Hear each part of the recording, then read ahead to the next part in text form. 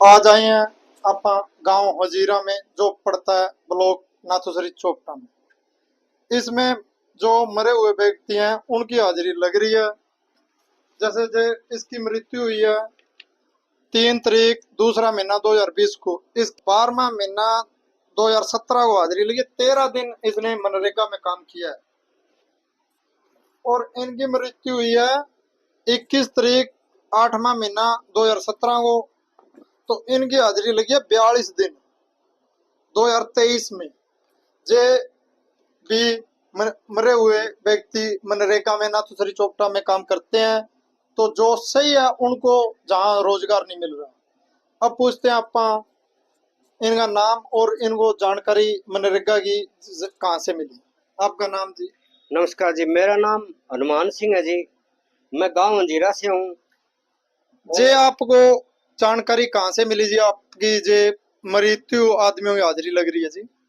मेरे को ऐसे पता लगा जी कि मैंने जो मेट होता है ना, जो ताराचंद मेट है गांव अंजीरा से, अपने पीछे प्लान में जो सरपंच साहब से दूलीचंद साहब थे, उसके टाइम में मेट ताराचंद था। ताराचंद ने मेरे भाई की मृत्यु होने के बाद में हाजिरी लगाई है। मृत्यु हमारे कितनी हाजिरी लगाई है जी आपकी भाई की? मेरे भाई की हाजिरी लगाई है जी 13। अच्छा जी। 13 हाजिरी लगाई है। मृत्यु तो जी उसकी हुई थी 30/1/17 में, और 31/12/17 में, और 14/1/18 में उसकी हाजिरी, उसके मौत के बाद हाजिरी लगाई हुई है। और हमारे पड़ोस में कैर सिंह है, वो मेरे बाप के खाते से जो नरेगा के पैसे है, बोले सरपंच ने कहा है पैसे कटा के दे दे। जो कैर सिंह है, कैर सिंह सनोब बनवारी, कैर सिंह सनोब बनवारी, वो मेरे बाप के खाते में से 5,000 रुपए मेरे बाप ने उसको कटा के दिए। कैर सिंह है जो क्यों कटवा के दिए? वो कहता है कि मैंने काम किया था खाते में आपके आगे। अच्छा, खाते में आपके पापा के आगे? हाँ। तो काम किसी और ने किया? नहीं नहीं, वो कहता है भी काम तो मैंने किया है। अच्छा। क्या भाई साहब, मेरे बाप को कहने लगा भाई साहब आपके खाते में आए हैं और आप पैसे कटा के दो। मेरे बाप ने पैसे कटा के दे दिए। अब अच्छा, जैसे गांव के बड़े लोग हैं वो पैसे कटा के दे देते हैं इनको। अब मेरे पिताजी इतने पढ़े लिखे हुए है नहीं, और फर्जी मेरी भी हाजिरी लगा रखी है उन्होंने। मैं सिलाई का काम करता हूँ, मैं कभी नरेगा में नहीं गया, मैं आपको दिखा सकता हूँ प्रूफ मेरे पास। नहीं, आप डीसी पर इसके पैसे कौन कटाता था जी? पैसा ये ताराचंद कभी अपने लड़के को घर भेजता था और कभी आप आता था। मेरे को घर वालों ने कई दिन तो बताया नहीं, फिर बताया। मैं फिर इस बात की तहकीकात की। मैंने भजनलाल शर्मा, भजनलाल जो बुंकल है सरपंच है, उसको मैंने घर बुलाया। घर बुलाया 15/6/24 को। मैंने कहा भाई ये मेरे को ताराचंद परेशान करता है, रमेश की घरवाली को और हमारे को, ये क्यों कर रहा है?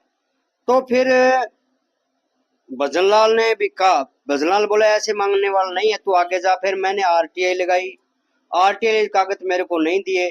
अब फिर मैंने ऑनलाइन कागजात, जैसे मैं आरटीआई लगाई ना, जो मैंने हाजिरी रजिस्टर मांग रखा है, मेरे को हाजिरी रजिस्टर नहीं दे रहे, ऑनलाइन दे रहे हैं।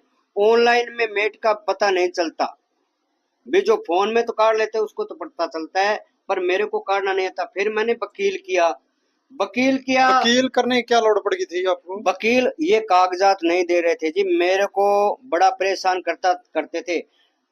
9 यानी 9वें महीने की 11 तारीख को डीडीपीओ साहब ने बुलाया, तो और सारे गांव के डॉक्यूमेंट उन्होंने दे दिए, मेरा जो रिकॉर्ड था उन्होंने नहीं दिया।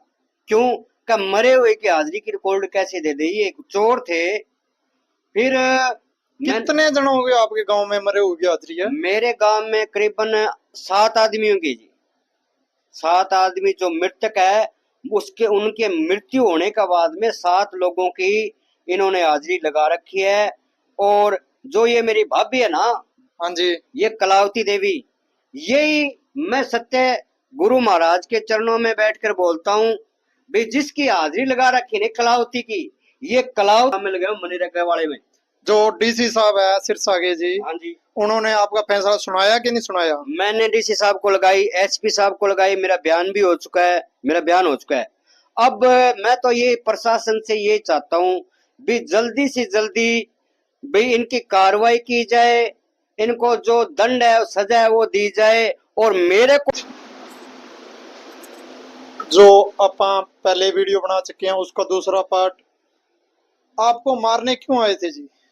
मेरे को मारने आए थे जी। मैंने सत्य की एक वीडियो बनवाई थी सोनू जी शर्मा से, किस चीज की?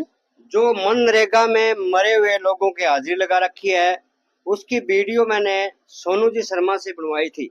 अच्छा जी। अच्छा, वीडियो मैं बनवाई थी 19/8/25 को, और 21 तारीख को हमारे भी आपने हमारी बेइज्जती कर दी भी। ये वीडियो क्यों बनवाई है? भाई मनरेगा में जो मरे हुए के पैसे क्यों ले रहे, इसलिए? हाँ, मेरे को घर पर सात सात आदमी जैसे है ना, चिलकड़ी से, वो तो मेरे मारने की कोशिश की।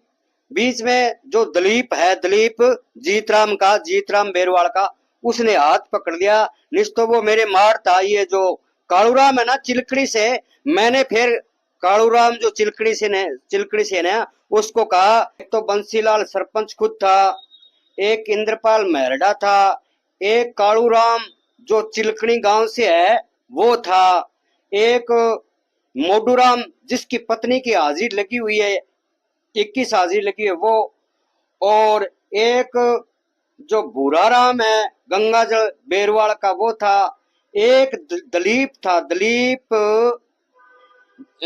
कुमार सनोप जीतराम वो भी था, और एक रामेश्वर बेरवाल वो भी था।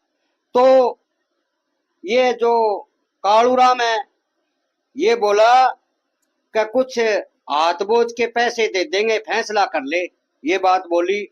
और भाई आप पैसे ले लो, फैसला कर लो। फैसला कर लो, ये बात कालूराम जो चिलकनी से आया हुआ है ना, अच्छा जी। उसने बोले हाथ बोझ के पैसे ले लो। ये बात कालूराम जो चिलकनी से आया हुआ है कमरे के अंदर बोली। और जो इंद्रपाल जो नंबरदार है गांव का, वो मेरे को बोला तेरे को गोडों के नीचे दाब के तेरी मुंह फाड़ देंगे और थाने में जाने नहीं देंगे, ये बात में। फिर मैं एसपी साहब के पास पेश होके ये दरखास्त लगाई, ये चौपटा थाने में आई, और थाने में आई जब वो साफ नट के बोले हमने कहा नहीं, तो जो मेरे को गई क्यों ये बात झूठी है, तो वो साथ में 6-7 आदमी और थे, वो बता सकते हैं झूठ का या सच का। आपका फैसला हो गया कि नहीं हुआ? नहीं जी, मेरा कोई फैसला नहीं है। वो कागजात आगे एसपी साहब के पास गए, पता नहीं कि क्या हुआ है, मेरे को तो अब पता नहीं है। नहीं, सिरसा प्रशासन आपकी सुनवाई कर रहा है कि नहीं कर रहा? बिल्कुल, मेरे को कह रखा है भाई, मैंने 35-40 आदमियों के नाम लिखा रखे हैं। मेरे अगर कुछ हुआ, मेरे को मौत का भी खतरा है, ना मेरे को काम करने देते हैं, मेरे को